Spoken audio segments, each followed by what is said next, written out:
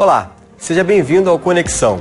Os resultados do Brasil no Programa Internacional de Avaliação de Estudantes, o PISA, que é coordenado pela Organização para a Cooperação e Desenvolvimento Econômico, mostram uma queda de pontuação nas 3 áreas avaliadas: ciências, leitura e matemática.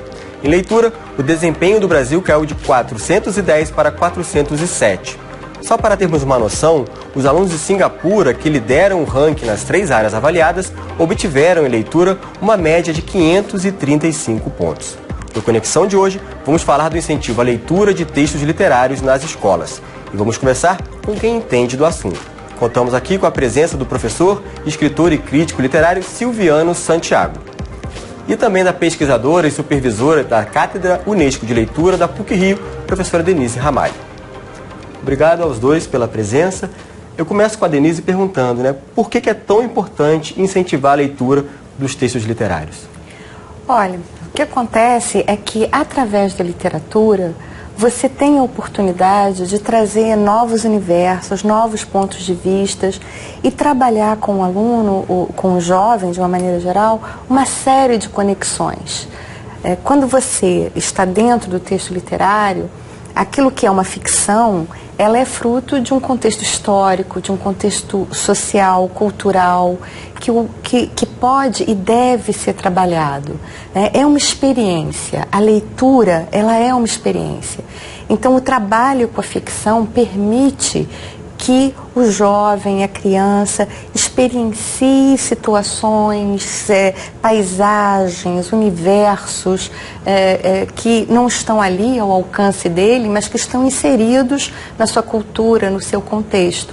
A partir daí você pode e deve estimular que ele estabeleça relações. Esse é o processo da leitura. O processo da leitura não é você codificar letras, é você ser capaz de estabelecer relações com aquilo que está sendo apresentado a você no texto escrito e a vida, o mundo, e conectar essas duas leituras, a leitura do mundo, a leitura da escrita, né? E aí você forma um cidadão crítico, um cidadão que pode atuar, que pode ter um pensamento crítico, reflexivo, né? E a literatura é capaz de ensinar o mundo. Você ensina matemática, filosofia, ciências, tudo isso está nos livros, está na literatura. Então ela é um instrumento fundamental de aprendizado, né? Eu pessoalmente acredito que se você forma leitores, se você constrói um cidadão leitor, e usando obviamente a literatura, através da literatura, você consegue ter um ser humano pleno, no sentido do seu conhecimento, da sua postura cidadã, da sua capacidade de reflexão. Então a importância da literatura nesse processo de conhecimento, ela é fundamental. Sim. E professor, você concorda com aquela afirmação de que o contato com o texto literário auxilia também na leitura de outros textos que são disponibilizados para o estudante numa sala de aula, por exemplo, o texto noticioso, o texto informativo do livro didático? Como que isso, no caso, a leitura do texto literário, de fato consegue ajudar nessas outras leituras? Eu gostaria de pensar que a leitura do texto literário deve ser priorizada, mas sem excluir outras formas de leitura.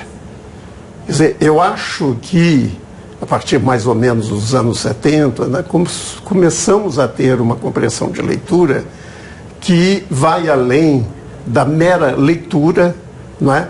Disso que se chama a linguagem fonética, ou seja, a escrita, e que é representada ou que é reproduzida em livros.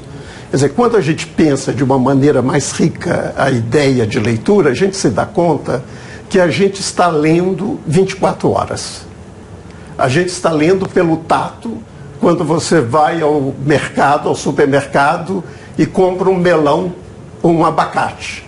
Você apalpa, você faz uma leitura do abacate, você faz uma leitura do melão. Ele está bom? Não está bom. Quando você come um doce, você faz uma leitura. É uma leitura pelo paladar.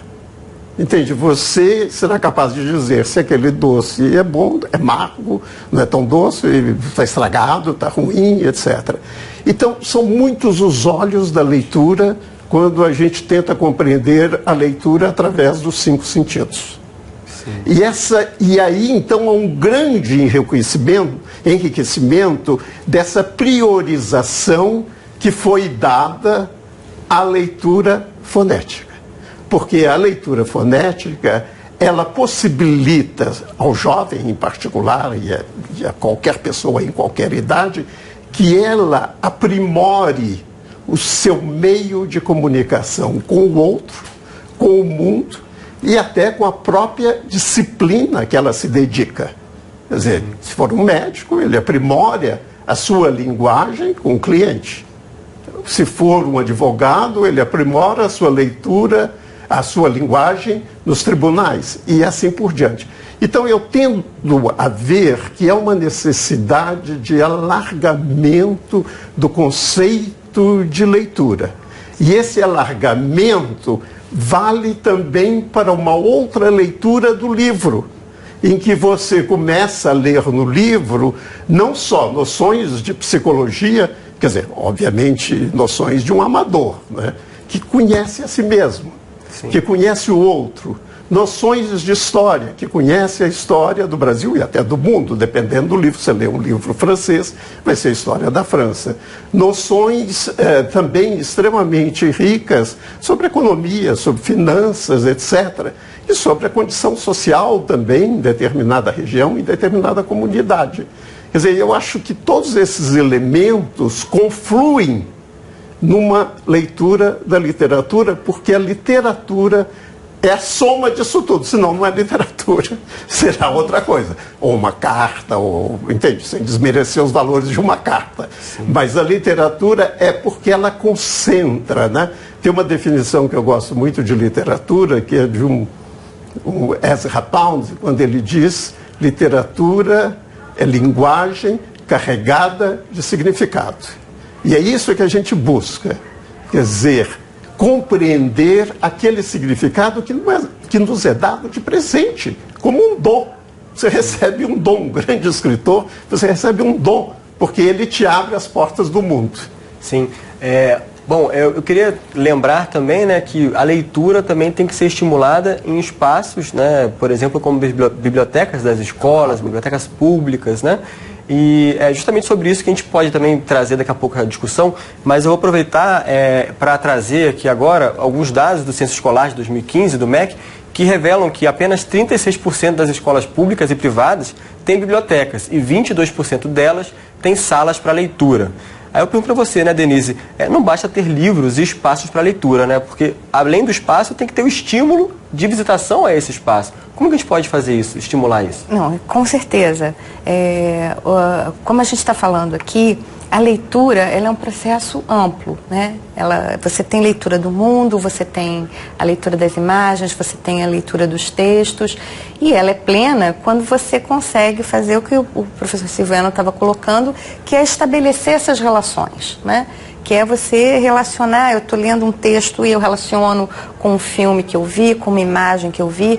Então, a biblioteca e a sala de leitura, sem o mediador de leitura, ela é um espaço vazio, né? Ela pode, quando muito, sugerir a curiosidade, né? E aí você vai contar com aquela coisa do gosto natural do jovem ou do menino para leitura, porque isso sempre haverá. Mas se você quer formar leitores, estimular leitura, é fundamental a presença do mediador de leitura, que pode ser o professor, que pode ser o bibliotecário, e aí você tem várias formas de fazer isso, né? Por exemplo, quando a gente pensa num livro que se quer introduzir para uma criança, que se quer contar uma história para um adolescente, ou que o professor tem a ideia de que seria uma leitura interessante, né? A primeira coisa a fazer é pensar no cotidiano do leitor, né? Eu estou me dirigindo a quem? Eu quero incentivar que faixa etária lê essa história. Então vamos partir do contexto deles. Eu vou te dar um exemplo bem prático. Durante anos eu fui professora de literatura e ensino médio, e aí você tem que trabalhar com os estilos de época, está lá no seu currículo. E como é que você faz o menino ler o barroco, ler poetas barrocos com toda a complexidade e tal? Você começa por hoje. Você começa por uma canção, você começa pelo Se Eu Quiser Falar com Deus, do Gilberto Gil, né? E vai mostrar para ele a contradição que tem ali, o que aquele homem ali busca, que ele está perdido, que ele está dividido, e você traz aquela discussão. O próprio adolescente é um ser em busca, é um ser, né? À procura de alguma coisa. Então você contextualiza o sentimento e aí você pode ir lá para o texto. Olha, você sabe que o sujeito, assim, há séculos atrás se sentia da mesma maneira? E aí você traz o texto e ele tem um outro olhar. Então, o trabalho na sala de leitura, o trabalho na biblioteca da escola, ele tem que contemplar a mediação de leitura, sempre trazendo para o contexto do leitor que você quer seduzir a obra que você quer apresentar, para que ela se torne, né, para que haja um elo, haja uma conexão, para que você possa seduzir esse leitor. Né? A leitura, ela é um processo de sedução também. Né? Você formar um leitor passa também por esse momento de sedução, de encantamento, que é fundamental. Eu queria aproveitar essa discussão para trazer um pouco também a discussão sobre a leitura dos nossos autores clássicos, né? E lembrar que o professor Silviano Santiago acabou de lançar 2 livros super importantes. Um a gente falou na primeira entrada, que é a Genealogia da Ferocidade, um ensaio sobre o romance Grande Sertão Veredas, do Guimarães Rosa, e o outro é esse aqui, Machado, romance lançado pela Companhia das Letras e que retrata os últimos dias de vida do Machado de Assis. É um livro extremamente interessante e inteligente na forma como você aborda, né? Mais uma vez trazendo aquela estratégia que você trouxe com Em Liberdade, né? Que traz ali Memórias do Cárcere, uma nova leitura sobre Memórias do Cárcere. E eu queria aproveitar essa divulgação dos 2 livros para perguntar, Silviano, por que é tão importante ler os clássicos da nossa literatura? É uma pergunta corretíssima, mas dificílima de ser respondida. Quer dizer, o clássico, ele não existe porque ele perdeu o sentido. Ele existe porque ele ainda tem sentido, ele tem significado. Ele nos diz alguma coisa muitos anos depois de o livro ter sido escrito e o seu autor ter morrido. Quer dizer, é uma espécie de imortalidade, de um desenvolvimento das ideias, de uma leitura do mundo, de uma leitura de nação, de uma leitura de comunidade, de uma leitura do cidadão. Entendi, o cidadão nas várias fases da sua vida, a infância, a maturidade e a velhice. Nesse caso, por exemplo, eu me interessei, e acho que é um pouco óbvio, pela velhice de Machado de Assis. Exatamente porque é um dos tópicos menos estudados em Machado de Assis. Porque as pessoas, em geral, se interessam pelos anos na maturidade. Porque as pessoas estão amadurecendo. Quer dizer, é um pouco clássico como um reflexo, como uma referência, para usar a linguagem mais dos jovens de hoje, né? É o clássico como referência para a sua própria vida, para o seu próprio viver, para a sua própria ação no mundo, etc. Então, esse é o valor do clássico, né? O clássico é, antes de mais nada, um livro que traz uma reflexão. E essa reflexão tem uma vantagem, não é uma desvantagem, hein? Ela é difícil, ela não é fácil, ela não se entrega assim de graça. Você tem que lutar para apreender o significado do clássico. É como se o clássico, a porta do seu livro, pusesse uma casca de banana. Entende? A dificuldade é a casca de banana. Se você escorrega dessa casca de banana, está muito difícil, eu não vou ler. Você está perdendo. Porque é exatamente essa dificuldade que vai te trazer uma forma de pensamento que não é o pensamento cotidiano de todos os dias, que vai fazer você entrar num universo que não é o seu. É muito difícil não entrar num universo que não é o seu. Não é fácil. Você vai entrar naquele universo, são labirintos, entende? São caminhos estreitos, obscuros, às vezes, escuros. E mais você vai se adentrando, você mais vai se sentindo familiarizado com aquilo. E quando você descobre e se dá conta, quando você se dá conta, você descobre que você é um outro. Você não é só você mesmo. É você e um outro. E sua vida será muito mais rica. É justamente uma propaganda que existia do governo federal que diz que quem lê viaja, né? Exatamente. E eu vou aproveitar a discussão que você fez sobre maturidade e infância e agora, né, velhice, para trazer justamente a discussão sobre literatura nessa primeira fase ali de contato com a palavra escrita, né? Um estudo recente do Movimento Todos pela Educação analisou o desempenho dos estudantes nas avaliações da Prova Brasil e Saeb entre 2005 e 2015. O cenário no 5º ano do ensino fundamental é positivo e tem relação direta com o Programa Nacional de Alfabetização na Idade Certa. A gente conversa agora com a Denise Guilherme, idealizadora do projeto Ataba, que faz um trabalho de curadoria de livros infantis e juvenis. Denise, como funciona a plataforma criada por vocês?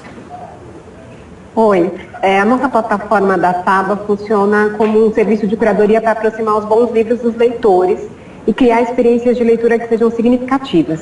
Porque nesse tempo que a gente trabalha com leitura, a gente tem percebido que existe livro, muitas bibliotecas têm livros nas escolas, né? Existem mediadores de leitura em alguns espaços, mas o que de fato forma o leitor é a experiência de leitura. Então a Ataba, a plataforma da Ataba, funciona como uma plataforma de curadoria de livros, então nós fazemos indicações de livros, não por idade, porque a gente acredita que uma forma interessante de classificar o leitor é pela sua experiência de leitura e não pela sua idade cronológica. Então a gente indica por experiência de leitura e vai criando contextos para fazer um garimpo de livros, porque são muitos livros lançados no Brasil. Então um pai ou uma mãe, um educador, um mediador que gostaria de conhecer um livro ou de ter acesso a bons livros, ele fica meio perdido numa biblioteca diante da diversidade de títulos que tem e mesmo diante da oferta grande e às vezes da falta de formação da pessoa que intermedia esse encontro com o livro. Então nosso trabalho, a gente lê, seleciona livros, resenha esses livros e indica no nosso site. Nós promovemos eventos online, entrevistas com especialistas, ilustradores, estudiosos da área de leitura e de literatura, editores. A gente cria conversa onde o público pode enviar perguntas e a gente vai entrevistando essas pessoas. E também a gente promove rodas de leitura online, convidando as pessoas para ler um mesmo livro de literatura infantil e vir conversar para ampliar suas percepções sobre esse objeto. Tudo com a intenção de formar um leitor, de impactar essa formação do leitor no Brasil, criando experiências de leitura significativas. E a gente também tem um serviço de assinatura de livros, por meio do qual as pessoas recebem todos os meses um livro selecionado pela nossa equipe, com material de mediação e conversam com outros leitores sobre o mesmo livro. Sim. Denise, vou pegar esse gancho aí da questão do acesso aos livros para trazer aqui para o estúdio, para eles. A gente está falando aqui sobre esse primeiro contato com o livro e a gente sabe, né, que o jovem muitas vezes vai crescendo e vai perdendo esse interesse pela literatura, né? O que pode ser feito para que essa criança que já foi sensibilizada pela literatura continue na adolescência interessada pelos livros de literatura, pelos clássicos que a gente comentou aqui? A gente vê na escola, principalmente, já que o tema girou um pouquinho em torno do ensino da literatura também e dessa experiência na escola, o que você percebe no tratamento que a literatura tem na escola é que na educação infantil, durante o processo de alfabetização, que não se dá só ali no ano da alfabetização, mas que se completa até o 5º ano, nesse processo de alfabetização, a literatura é trabalhada de uma forma lúdica, de uma forma sedutora, com mediação do professor, e isso faz com que o aluno se encante e se torne leitor desses que a gente está falando, que ele se encanta porque ele é capaz de se reconhecer naquelas histórias, de estabelecer relações, de ter um pensamento crítico, de se apropriar daquela leitura. O que acontece a partir do 5º ano dentro da escola? Você tem uma segmentação das matérias e dos professores, o período que é menor de cada professor e geralmente quando se pensa no ensino da língua portuguesa e da literatura, você tem as tais indicações de livros paradidáticos, que o professor indica o livro para o aluno ler e fazer uma avaliação no final do mês ou no final do bimestre. Então você pega aquele encantamento que você tinha, aquele leitor que você começou a formar, encantado pelaquilo que a literatura, a leitura é capaz de dar a ele começa a se ver num ambiente de obrigação, né? Eu tenho que ler isso aqui para responder a um questionário que vem ali na frente, E aí você perde esse estímulo, você perde esse encantamento e muitas vezes você vai, na verdade, fazer com que aquilo que era tão significativo, aquela construção de mundo através da leitura que aquela criança começava a fazer, se torne uma coisa para ele sem sentido, porque ele está lendo uma coisa que ele não escolheu, que não lhe encantou, que ele não sabe para quê. Então a escola tem que ter uma nova visão de como tratar a questão da leitura. O Silviano estava falando aqui do clássico, né, do desafio que é ler o clássico, né, e ele é importante, esse desafio é maravilhoso, eu estar diante do desconhecido é incrível, mas se eu tenho alguém que me leva até a porta do labirinto, né, e diz, olha, agora você entra aí que a coisa vai ficar boa, né, eu vou ter curiosidade de entrar. Agora, se me botam diante de um labirinto e eu não sei nem o que é aquilo, para que eu estou aqui, o que eu estou fazendo, eu não quero. Aí o que o nosso jovem faz? Ele vai na internet, se o professor, né, quer que ele leia o clássico, ele vai na internet, ele vê o resumo, ele lê artigos e ele não tem essa experiência. Então, o papel do professor, o papel da escola em rever essa forma como trabalha a literatura no segundo segmento do ensino fundamental e do ensino médio é primordial para que realmente a gente forme leitores que se encantem por esse desafio de entrar nesse mundo que é do outro, que eu não conheço, que vai me trazer dificuldades, mas que vai me trazer ganhos, né? E para isso, essa preparação, essa mediação dentro da escola é muito importante. Sem isso, fica muito difícil. Eu vou voltar aqui com a Denise rapidinho pelo Skype para a gente ter uma última palavra dela. Denise, com relação a resultados educacionais, vocês têm relatos de pais responsáveis que já relatam que os seus filhos estão lendo e estão tendo resultados melhores na escola? Sim, isso é muito visível, né? Até porque o texto literário ele tem uma qualidade que a palavra está apresentada de uma forma muito elaborada. Então, quando a criança começa a compreender essa linguagem dessa forma tão trabalhada, os outros textos também vão ficando mais acessíveis, né? Então é comum que as crianças que tenham contato com a literatura de qualidade desde cedo, que vivam em ambientes, em contextos letrados, que os pais leiam histórias e que apresentam livros, enfim, que a palavra faz parte do contexto familiar, elas se alfabetizam mais rapidamente, elas têm um domínio da linguagem também para se expressar, né? Quando eu ouvia vocês conversando aí no início dessa conversa entre a gente, falando da importância da literatura para a formação do ser humano, né? Isso de você poder organizar o mundo por meio das palavras, para a criança é muito importante, para todo mundo, mas para uma criança pequena que vem chegando, né, que tem pouco tempo de contato ainda com a nossa linguagem oral e também escrita, poder dominar o vocabulário, saber se expressar com precisão, né, dizer o que sente, conseguir se colocar no lugar do outro, tudo isso um bom texto literário permite. Então é notável, e não só as crianças, o que é bastante curioso em relação ao nosso trabalho especialmente, é que os pais se descobrem leitores com os filhos, porque nós temos uma geração de pais que foram leitores na escola, como esses que foram citados pela Denise, que fizeram provas de livro, que criaram uma relação com a leitura que não é uma relação de muito afeto, nem de muita continuidade depois que saíram da escola, e que uma vez que têm filhos e começam a ler para os filhos, começam a se encantar com a literatura novamente e se descobrir como leitores. Isso é muito bonito, porque você acaba criando dentro da família a formação de uma comunidade de leitores, né, onde os pais, ao lerem para os filhos, se descobrem novamente leitores e aprendem a ler junto. Não ler e decodificar, mas aprendem, como a Denise mesmo falou, a estabelecer relações, a conversar sobre os livros, porque para nós, fundamental para formar um leitor é conversar. A gente precisa poder conversar sobre os livros. A gente só aprende a ler e a ler bem por meio das experiências de leitura compartilhada. E eu acho que aí, só fazendo um gancho com o que a Denise disse, é por isso que muitas vezes, a partir do 5º ano, isso fica meio esquecido. É como se uma vez que você desenvolveu a autonomia da leitura, você fosse capaz de ler sozinho, fazer suas conclusões sozinho e depois responder uma prova. E aí fica mais difícil, né?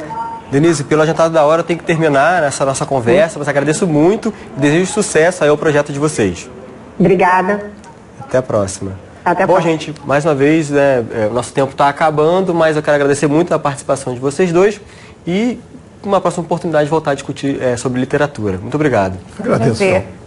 Bom, o nosso bate-papo vai ficando por aqui, mas você pode acessar esse e outros episódios direto no Futura Play. O site está aí na sua tela. Até a próxima.